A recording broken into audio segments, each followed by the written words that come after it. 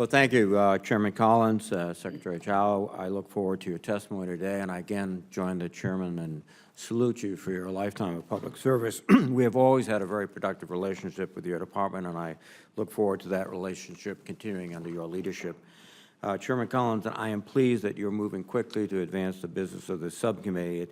It's important to get back on track after the administration's decision to delay closing out the fiscal year 2017 process.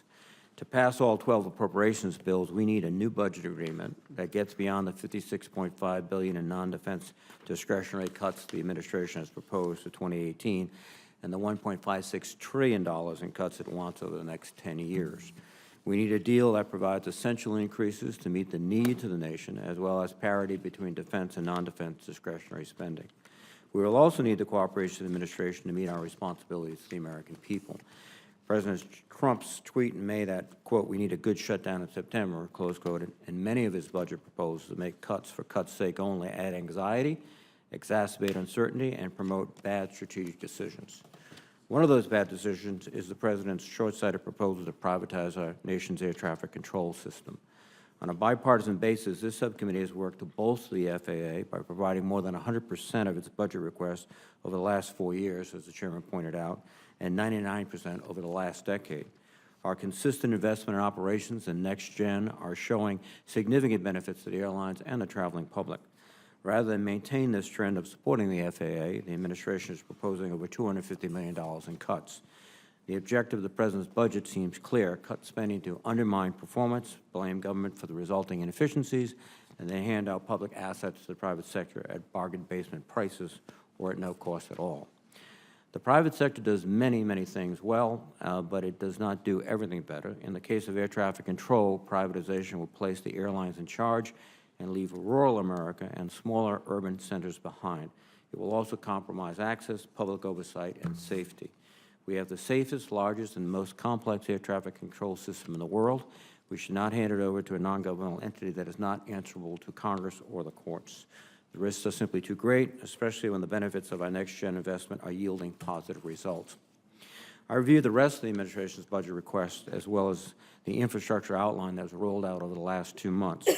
Across these proposals, we see a disconnect between rhetoric and reality.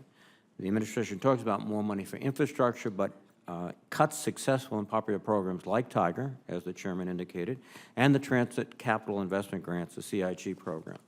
The CIG program was just reauthorized by a Republican-controlled Congress in 2015, providing the certainty of a continued partnership between federal and local governments to address population growth and congestion challenges. And yet projects which meet the statutory requirements have significant local investment have been delayed.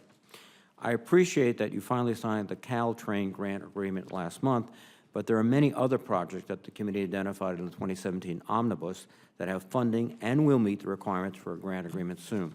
We need to have confidence that DOT will issue grants for these and future projects in accordance with the law and the directives of this subcommittee. I'm also note that after the fanfare of Infrastructure Week, we still don't have a real comprehensive infrastructure plan from the administration.